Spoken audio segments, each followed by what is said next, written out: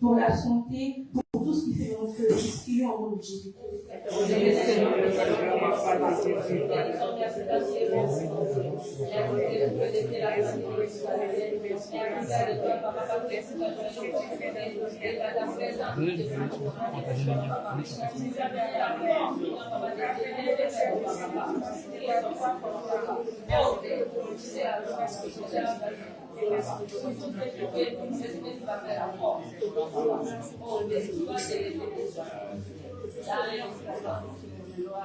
Ils vont partager merci à Dieu pour tout ce qu'il fait dans nos familles, pour tout ce qu'il fait dans l'assemblée de la victoire et de la réconciliation. Prions en Jésus.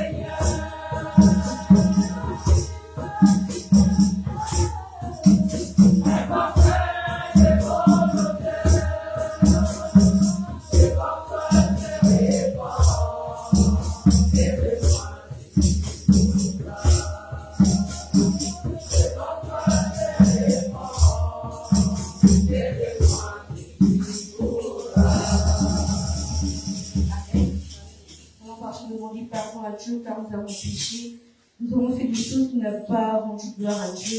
Nous avons péché en pensant, en notre faire, en agissant. Nous avons parti demander pardon à Dieu, qu'il puisse nous pardonner. Prions en Dieu. Et Dieu te demande pardon quand je ne suis pas digne devant toi, Seigneur. Mon Dieu, papa, pardonne tous mes péchés, mon Dieu, papa. Quand mon âme a souffert, quand je suis à côté, quand ma bouche a cessé, dans les bénédictions de Jésus, papa, c'est que par Saint-Jésus, papa. Oh, Père, il n'y a que toi, papa.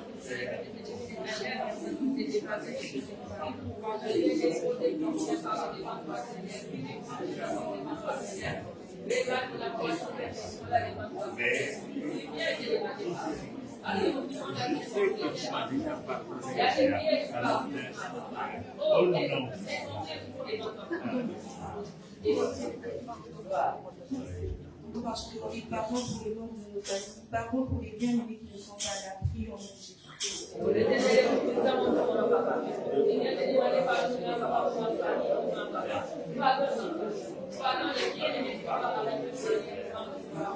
Parce que toi, tu les connais pour et ne demandez pas pour les enfants. Pardon les enfants, parce que c'est toi qui attends de sécurité, c'est toi qui as un papa qui écoute ce que tu papa. Pardon papa. Gloire. Le sang, le sang, le sang de Jésus. Le sang, le sang, le sang de Jésus. Le sang de la victoire. Alléluia. Le sang de la victoire. Alléluia. Le sang, le sang, le sang de Jésus. Le sang, le sang, le sang de Jésus. Le sang de la victoire. Alléluia. Le sang de la victoire.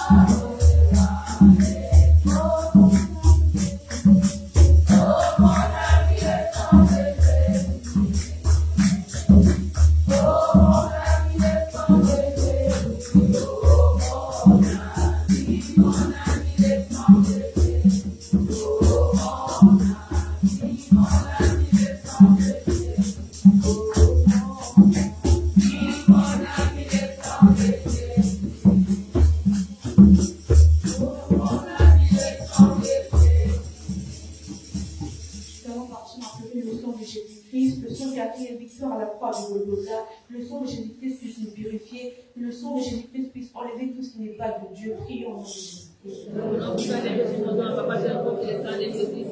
sangs de Jésus nous lavent, que les sangs de Jésus nous protègent, que les sangs de Jésus nous lâchent pas, que les sangs de Jésus nous lâchent pas. Lave les sangs, lave les sangs, papa, que le sang, papa, que le sang, papa, nous protège,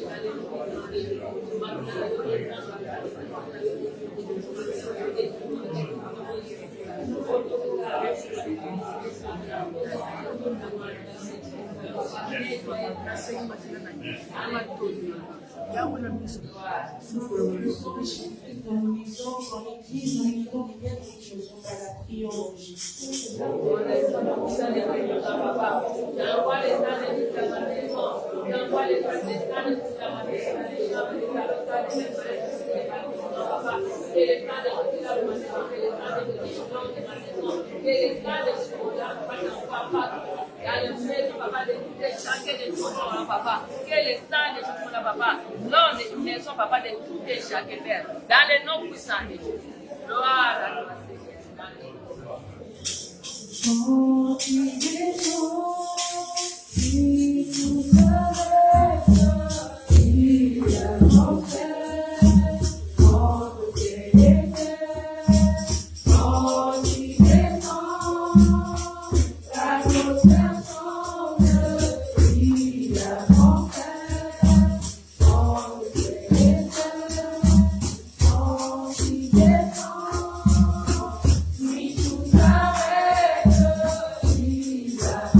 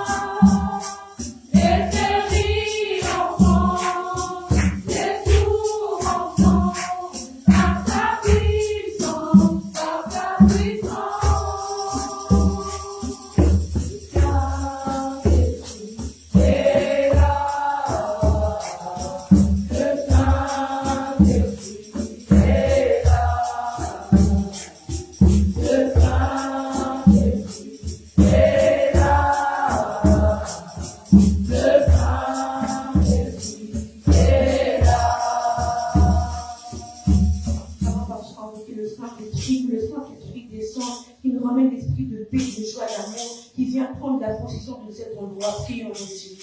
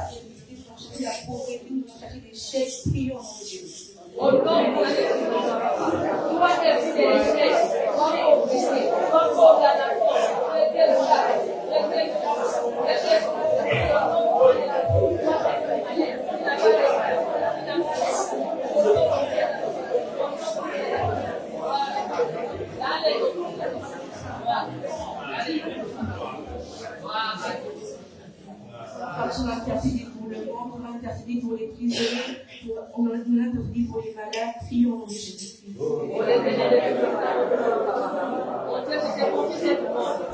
Parce que c'est le monde qui t'appartient, papa. Il n'y a que toi, papa, qui a intérêt pour la sécurité, papa. Regardez ce qui se passe dans ce monde. On a confiance, on croit, on fait les demandes à ton nom, papa. C'est la grande sécurité, papa.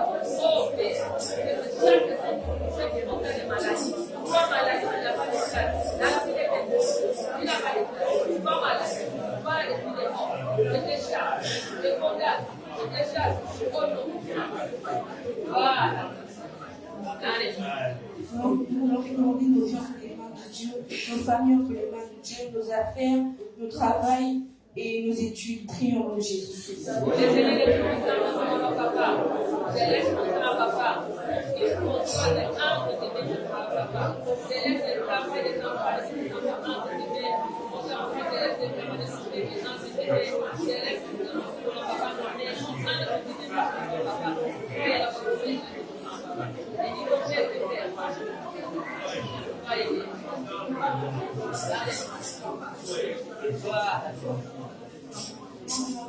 Disposer nos cœurs pour l'adorer, que nous l'adorons, parce que la Bible dit que la louange et l'adoration prise les chaînes. Nous dire à Dieu qu'il puisse disposer nos cœurs. Prions au nom de Jésus.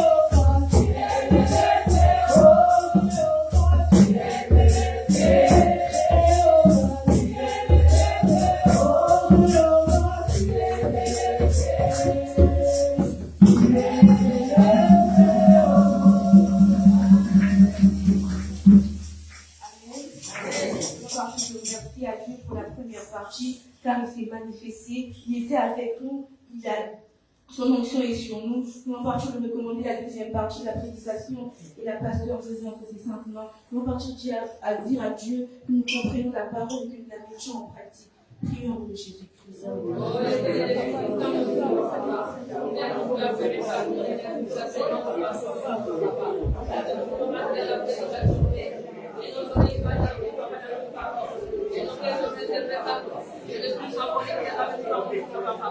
Je laisse pas faire bloquer entre de même entre papa. Je te confie la parole je sais pas la parole.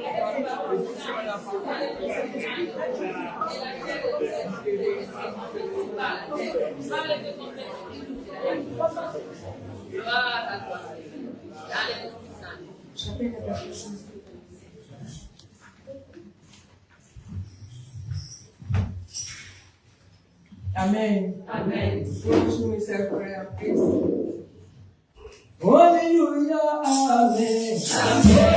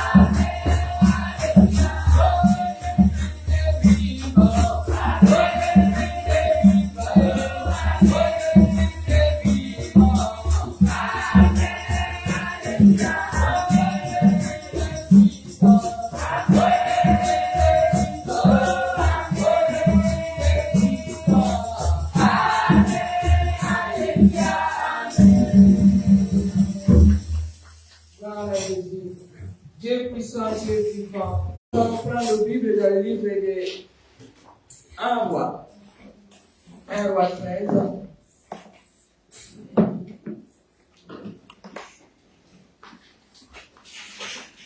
1 Roi 13, 11 à 29. 1 Roi 13, 11 à 29.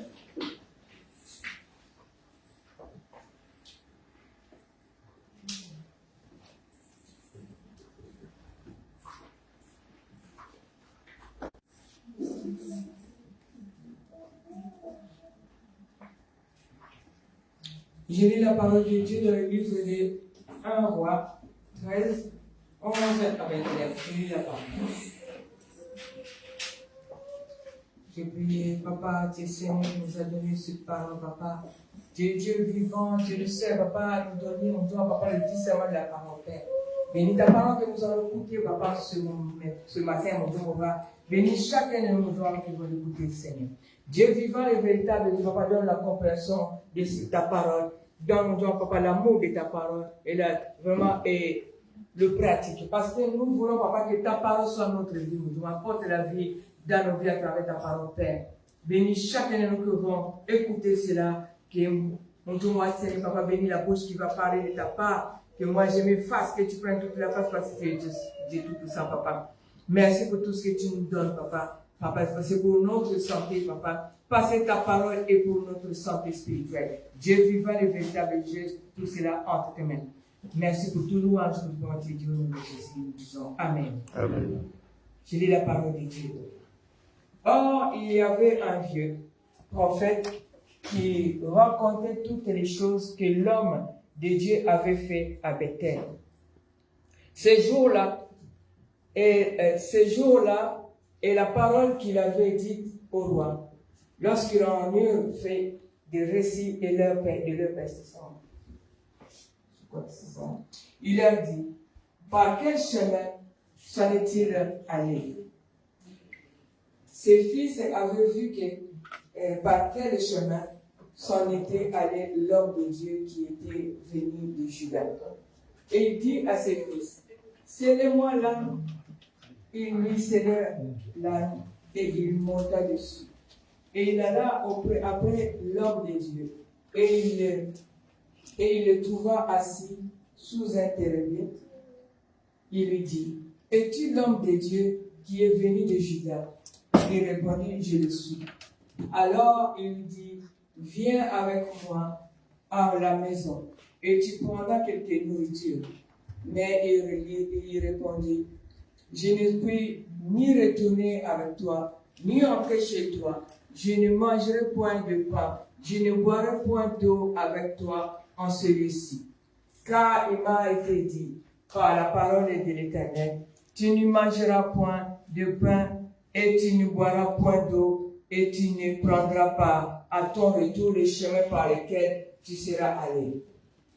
Et il lui dit, moi aussi je suis prophète comme toi. Et un ange m'a parlé de la part de l'Éternel. Et il m'a dit, ramène-le avec toi dans ta maison et qu'il mange du pain et boive de l'eau. Il y montait. L'homme de Dieu retourna avec lui et il mangea du pain et but de l'eau dans sa maison. Comme ils étaient assis à table, la parole de l'Éternel fut adressée au prophète qui l'avait ramené. Et il cria à l'homme de Dieu qui était venu de Juda. Ainsi parle l'Éternel, parce que tu as été rebelle à l'ordre de l'Éternel, et que tu n'as pas observé les commandements de l'Éternel, que l'Éternel, ton Dieu, t'avait donné. Parce que tu es retourné et que tu as mangé du pain et bu de l'eau dans les lieux dont il t'avait dit, tu n'y mangeras point de pain et tu n'y boiras point d'eau. Ton cadavre n'entrera pas dans le sépulcre de tes pères. Et quand le prophète qu'il avait ramené eut mangé du pain et qu'il eut bu de l'eau, il scella l'âne pour lui. L'homme de Dieu s'en alla et il fut rencontré dans le chemin par un lion qui le tua. Son cadavre était étendu dans le chemin. L'âne resta près de lui et le lion s'éteint à côté du cadavre. Et voici les gens qui passaient vers le cadavre étendu dans le chemin et les lions se tenaient à côté du cadavre, et ils en parlèrent à leur arrivée dans la ville où demeurait le vieux prophète. Lorsque le prophète qui avait ramené du chemin l'homme de Dieu eut appris, il dit, cet homme de Dieu qui a été rebelle à l'ordre de l'Éternel, et l'Éternel l'a livré au lion, qui l'a déchiré et l'a fait mourir, selon la parole que l'Éternel lui avait dite. Puis s'adressant à ses fils, il dit, scellez-moi l'âne, il serait l'âne. Et il partit, il trouva le cadavre étendu dans le chemin, et l'âne et le lion qui se tenaient à côté du cadavre. Le lion n'avait pas dévoré le cadavre et n'avait pas déchiré l'âne.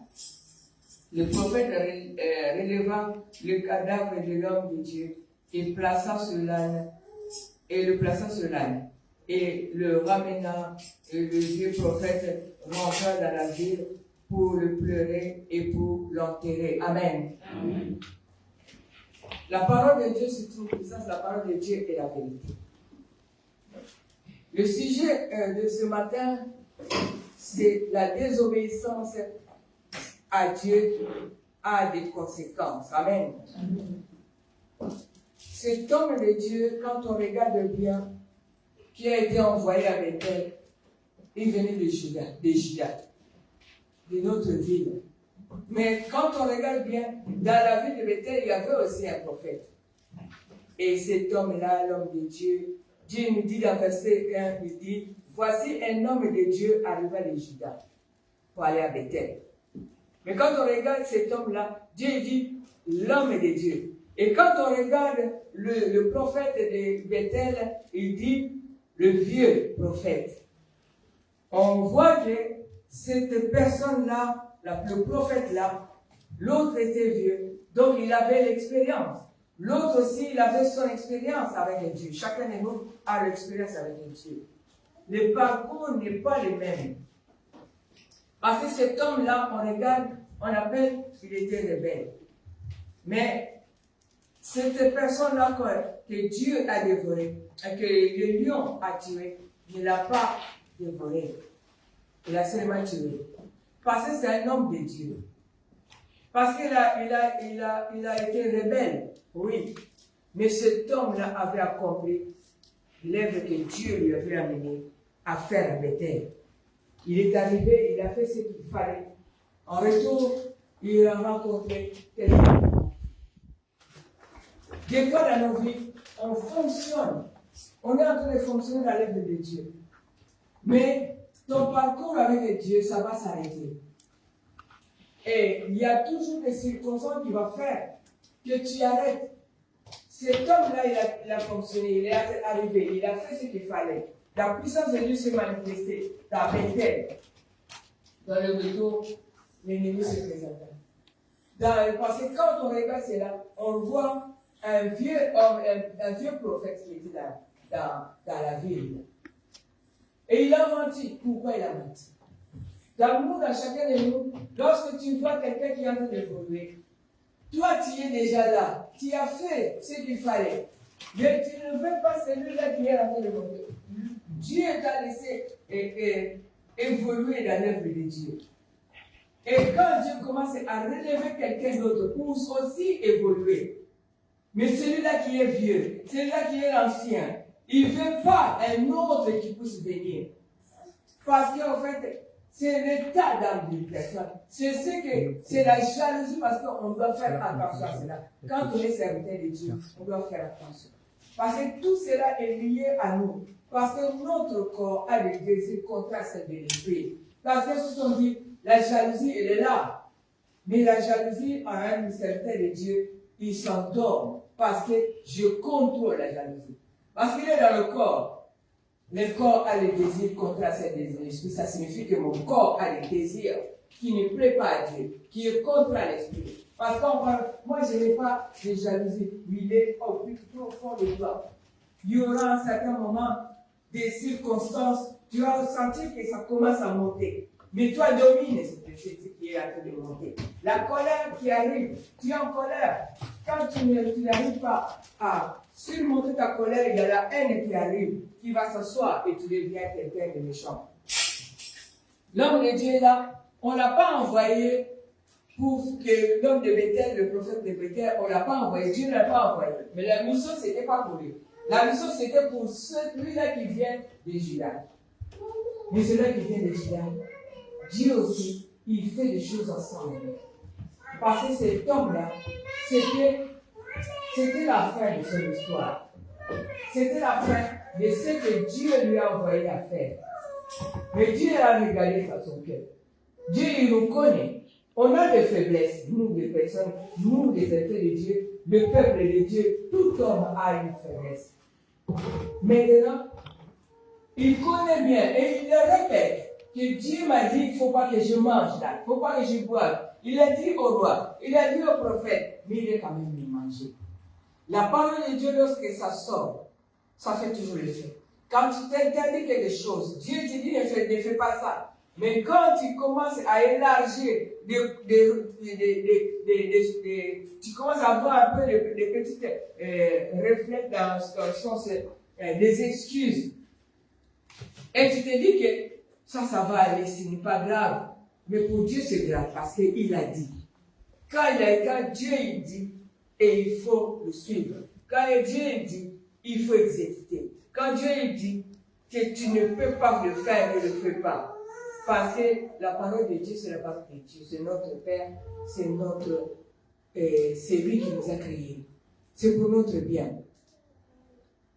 Mais dans ce contexte aussi, on peut aussi regarder cet homme-là qui avait accompli ce que Dieu lui avait donné à faire. Cet homme-là ne devrait pas continuer à fonctionner en tant que prophète parce qu'il va se perdre. Et Dieu il a fait en sorte qu'il puisse s'arrêter un moment pour que son nom puisse toujours retourner vers l'Éternel. Parce que c'est un homme bien qui obéit à l'œuvre de Dieu. Ça, ce qui est arrivé à ce prophète, c'est sa faiblesse qui a fait qu'il est tombé. Mais ça ne veut pas dire qu'il est allé en enfer. Ça n'a rien à voir avec ça. Il a accompli l'œuvre. Mais il a désobéi. Parce qu'on lui a dit de ne pas faire. Ça signifie que cet homme-là, il a accompli ce que Dieu lui a dit de faire. Moïse avait accompli ce que Dieu lui avait dit de faire. Va libérer mon peuple pour qu'ils aillent m'adorer. Moïse sur le chemin, il a désobéi, on l'a dit, parle, il a frappé sur la rocher. C'est pour ça qu'il n'est pas rentré dans la terre promise, ça s'est arrêté là. Dieu nous connaît. Il sait que toi, dans 2 ans, dans 3 ans, tu vas avoir une faiblesse qui va faire que tu vas te perdre jusqu'à désobéir, jusqu'à même à ne pas suivre la parole de Dieu. Pour que tu ne puisses pas te perdre, mais tu es une personne qui voit les choses de Dieu, qui connaît bien, qui lit bien le cœur de Dieu, qui est la parole de Dieu, que tu suis. Dieu n'est pas là pour nous faire perdre. La volonté de Dieu que tout homme soit sauvé. C'est pour cela qu'il a visité cette personne-là, faire la dernière fonction et arrêter là. Il a utilisé qui? Un homme de Dieu. Cet homme de Dieu qui a menti à l'autre pour dire que moi aussi je suis un serviteur de Dieu. Viens. Parce que l'ange m'a dit. Mais lui, il a dit au prophète, l'Éternel m'a parlé. Il m'a dit la parole de Dieu. Il a dit, c'est la parole de Dieu. Il a dit Dieu. Mais lui, il a dit l'ange. C'est ça la différence. Parce que c'est du mensonge. Et Dieu ne peut pas se contredire. Il dit, ne mange pas. Après, il dit, mange. Dieu n'est pas comme ça. Sur le discernement qui manquait, peut-être, mais parce que c'est aussi la fin de son histoire, de l'œuvre de Dieu dans cette personne. Ça s'est arrêté. Dans chacun de nous, on a une mission. Dans chacun de nous, reste à ta place. Dans chacun de nous, quand Dieu nous appelle, il dit clairement, tu vas faire ceci. Alors toi, reste dans ce que toi tu fais. Et Dieu, quand il nous appelle personnellement. Il ne m'appelle pas avec mes enfants. Il m'appelle moi. Et moi, quand je viens au Seigneur, donc je dois faire ce que Dieu me dit de faire. Ce n'est pas qu'il faut que je dois arrondir parce que j'ai des enfants, parce que j'ai un bébé, parce que je suis enceinte. Si Dieu te dit de faire, il a déjà vu que tu es enceinte. Il a déjà vu que tu as des enfants. Dieu ne fait pas des choses parce que, bon, je ne savais pas que tu étais enceinte. Non. Dieu connaît toutes choses. Avant que tu sois enceinte, lui, il savait déjà. C'est pour cela, quand Dieu t'envoie quelque part, c'est que tu as la capacité d'aller jusque là où il t'a envoyé. Quel que soit ton état. Moi, je me rappelle de Maman Denise qui était opérée à l'hôpital, il avait des douleurs, il criait, il avait mal. Seigneur, aide-moi, Seigneur, de douleur. Dieu lui dit, prie pour cette personne qui était à côté. Mais celui-là, il ne pleure pas. Il a dit, mais c'est moi qui ai des douleurs. Elle lui prie. Et il a commencé, il a oublié ses douleurs, il a commencé à prier. Parce qu'en ce moment-là, Dieu avait besoin de lui, d'elle. Et nous, on doit toujours être présents. Nous devons toujours être prêts à servir Dieu, quand il est serviteur de Dieu. Mais nous qui sommes là, qui sommes anciens dans l'œuvre de Dieu, nous devons aussi donner l'occasion à ceux qui viennent d'arriver, à ceux que Dieu a appelés à servir Dieu, leur occasion d'évoluer. L'œuvre doit avoir beaucoup, par exemple, de pasteurs, des prophètes, des évangélistes, des enseignants, des modérateurs. C'est bon, c'est bien. Parce que s'il y a beaucoup de serviteurs, regarde notre sœur, Catherine n'est pas là. Mais déjà, Dieu prépare déjà quelqu'un. Parce que chacun de nous n'est pas, on ne peut pas dire que dans Dieu, tu n'es pas irremplaçable, non. Dieu, il fait les choses parce qu'il sait ce qu'il fait. Mais nous ne devons pas se dire, moi je ne peux pas me dire que je suis pasteur, celle-là fait de grandir trop vite et sinon elle va me dépasser. Et quand Dieu dit, il me révèle que celui-là il sera un pasteur, moi je commence à freiner cette personne pour qu'il ne devienne pas un pasteur, sinon il va prendre ma place. Ce n'est pas comme ça que ça se passe. Si on est 2, 3 pasteurs, 10 pasteurs, c'est encore mieux. Parce que je peux aller en mission quelque part. Je sais toujours la maison tourne. Je peux être malade, mais je sais que la maison tourne. Parce qu'on se fait confiance les uns les autres. Parce qu'on fonctionne, ce n'est pas moi qui fonctionne vraiment, mais c'est Dieu qui fonctionne à moi. Et si Dieu fonctionne à moi et qu'il fonctionne aussi à mon frère, donc c'est pareil. Il n'y a pas de différence. C'est le même esprit qui a été opéré en moi et à mon frère. À mon frère et à ma sœur. Donc il n'y a pas de différence. Seulement on se complète. Chacun a sa façon de prêcher. Chacun a sa façon, l'endurance de prière. Chacun a son rôle. Cet homme-là, l'ennemi l'a utilisé, mais Dieu avait permis pour que cela puisse s'arrêter. Parce que Dieu pouvait aussi faire en sorte que cet homme ne puisse pas rencontrer l'autre prophète. Mais il a permis. Parce que, pourquoi il a permis? Parce qu'il y a des choses qu'on fait dans la vie. Maintenant, c'est la fin. Mais Dieu, il va utiliser une circonstance pour arrêter cette personne-là qui ne puisse pas continuer. C'est un prophète qui avait la faiblesse. Et quand Dieu lui parle, mais comme c'est sa vie, c'est sa faiblesse, il va toujours tomber sur ça. Et il risque même de sortir de la volonté de Dieu. C'est pour ça que Dieu a dit, je garde mon serviteur.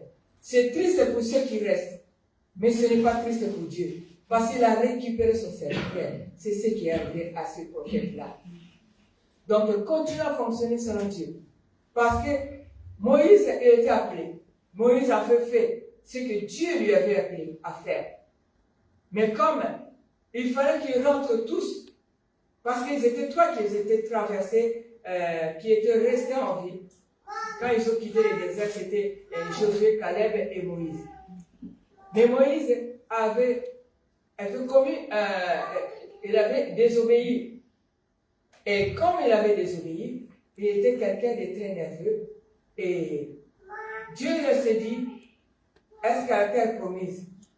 Et est-ce qu'il résistera? Qu'est-ce qu'il va y avoir là-bas? Vaut mieux qu'il s'arrête là. Il a repris son serviteur. Il n'est pas parti en enfer. Moïse est dans le milieu. Et nous devons comprendre que Dieu nous utilise, mais on a des faiblesses. Dans tes faiblesses à toi, il faut combattre ces faiblesses. Il faut toujours dire au Seigneur de t'aider parce que c'est attachant toi. Ça ne veut pas dire que comme le faiblesse là, un jour tu ne sauras plus, il n'y aura plus ça. Non, ça va toujours remonter petit à petit, tu le sens.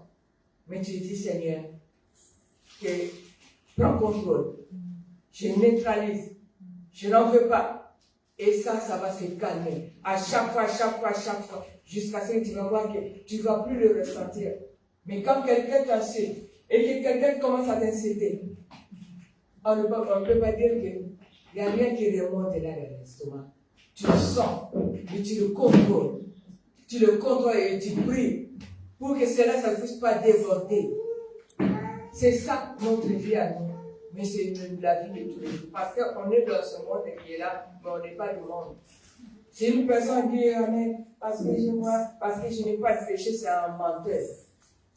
Nous devons seulement fonctionner et comprendre le fonctionnement de Dieu. Comprendre ce que Dieu nous appelle à faire. Nous devons seulement obéir à la parole, à ce que Dieu nous appelle à faire. C'est ça qui est important. Ce que Dieu t'a appelé à faire. Et ce que tu commets, les péchés que tu commets, il y a des conséquences.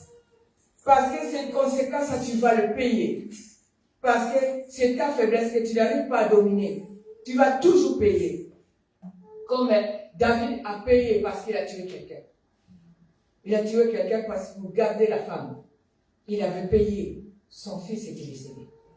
C'est pour dire que mais David était l'homme selon le cœur de Dieu. Malgré tout ce qu'il faisait. Parce que c'est ses faiblesses à lui. Mais tout ce qui est la vie des Seigneurs, la vie, tout ce que Dieu voulait, il fonctionnait seulement ce que Dieu voulait. Il demandait toujours, est-ce qu'il faut que je monte à la guerre? Parce qu'ils sont en train de vouloir nous faire la guerre. Est-ce qu'il faut que j'aille? Il allait toujours demander au prophète qu'est-ce que Dieu veut. C'est ça que lui, il fonctionnait comme ça. Mais il avait ses faiblesses. Et dans ses faiblesses, il priait. Il demandait pardon. Parce que dans ses faiblesses, quand on lui a dit que regarde ce que tu as fait, il gênait, priait, demandait pardon. Il demandait la grâce de Dieu. Mais l'enfant était mort. Parce qu'il y a toujours un prix. Lorsque tu commets un péché, tu vas payer. Parce que c'est là, tu es un serviteur de Dieu et tu ne fonctionnes pas bien. Mais même si tu respectes la volonté de Dieu, si tu marches bien dans ce que Dieu veut, mais tu ne contrôles pas ce qui est ta chair, c'est à chaque fois, il y a un prix. Amen. Nous devons comprendre, nous devons nous débarrasser de ce qui est vraiment, qui monte au plus profond de nous, tout ce qui est jalousie, tout ce qui est haine, tout ce qui est vraiment, tout ce qui est haine, nous devons nous en débarrasser. Nous devons le contrôler. Nous devons nous dire, Seigneur, aide-moi. Si tu n'arrives pas, aide-moi. Tout ce qui est mensonge, c'est en nous. Parce qu'on a toujours besoin de se justifier. De se justifier. C'est là où rentre le mensonge des fois. C'est pour qu'on puisse voir que moi je suis. C'est là où ça rentre le mensonge. Nous devons savoir. Nous devons toujours aller méditer. Le désir de la chair. Le désir de la chair fait que tu vas comprendre le désir de la chair c'est quoi. Alors demande au Seigneur quand tu le dis, Seigneur, aide-moi à dominer ça. Parce que mon corps en moi, c'est un corps qui va rester ici sur terre. Ça ne partira pas avec moi là où Dieu m'attend. Mais ce corps-là doit obéir à moi qui est à l'intérieur. Je vais lui dire, tu te tais. Je dois lui dire, ce désir-là que tu as, tu te calmes. Il doit écouter. Parce que moi, je vis à l'intérieur. Lui, c'est un enveloppe qui me conduit, qui me fait déplacer. Donc, il n'a pas à me dominer. C'est à moi qui est à l'intérieur de dominer ce corps. Parce que lorsque ce sera le moment, moi, je vais quitter ce corps et ce corps va retourner et redevenir la poussière. Amen. Nous devons dominer tout ce qui est le désir de la chair. L'ennemi rôde toujours. L'ennemi rôde toujours. Nous devons être forts. Nous devons être fidèles à la parole. Nous devons fonctionner selon la parole de Dieu. Dieu te dit, tu fais. Dieu t'interdit, ne le fais pas. Avance avec l'œuvre de Dieu. Si tu n'arrives pas, demande la prière. Si tu n'arrives pas, demande des conseils. Ne reste pas dans ton point à te battre avec tes démons. Demande au Seigneur. Demande que le Seigneur puisse te débarrasser de tout ce qui monte dans ta tête. Demande au Seigneur que Dieu puisse t'aider à dominer ton corps qui a des faiblesses. nous devons prier, demander de l'aide. Parce que surtout les serviteurs de Dieu, lorsque tu commences à servir Dieu, avec la puissance, avec la vérité, prêcher la parole, lorsque tu tombes dans un péché, tu dis ça va, personne n'a vu. Je commence à fonctionner dans l'œuvre de Dieu avec ce péché-là. Quand tu dors avec ce péché-là, il ne devient pas un péché, mais ça devient 2, 3, 4, 10 péchés. Parce qu'en fait, lui, il va dire que moi, je suis rentré. Maintenant, vous pouvez venir. Parce que c'est ce péché-là qui va ouvrir les portes à d'autres démons. Parce qu'il devient démon. Lorsque tu dors avec ce péché-là, les démons viennent. Et ce démon-là, qu'est-ce qu'il va faire? Il va commencer à ouvrir les portes. À chaque fois, parce que tu deviens un serviteur de Dieu qui était bien, un serviteur de Dieu qui fonctionnait bien dans l'œuvre de Dieu, un serviteur de Dieu lorsqu'il priait, les gens y tombaient. Mais maintenant, il n'y a plus rien. Alors, cette personne-là, qu'est-ce qu'il va faire? Pour que les gens ne puissent pas remarquer, il va aller vers le marabout, il va aller vers le sens occulte pour récupérer certains pouvoirs, pour continuer à fonctionner. Faisons-nous attention à tout cela. Parce que ne soyons pas des hommes et des femmes qu'on dise chrétiens. Mais lorsque je rencontre quelqu'un qui prie, je suis aussi chrétien. C'est bien. Mais commence maintenant à demander au Seigneur. Il fonctionne comment?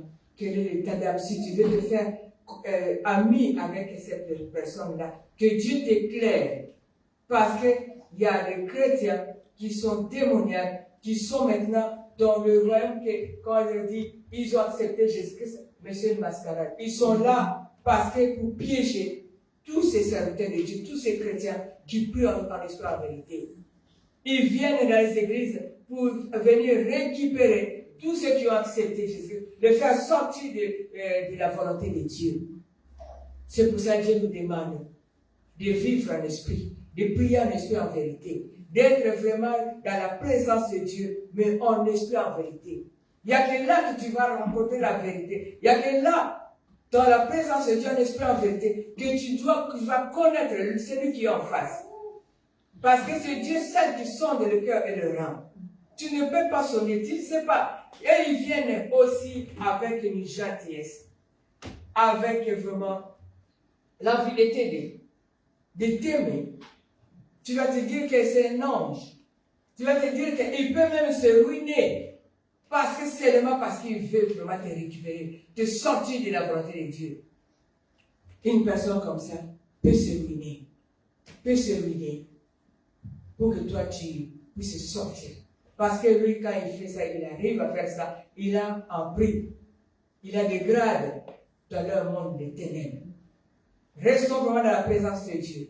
Cette personne-là, dans ce livre, il a fonctionné. Il a fait la volonté de Dieu. Il a accompli la volonté de Dieu. Mais il est mort après. Mais on ne va pas se dire qu'il était parti à l'enfer. Non.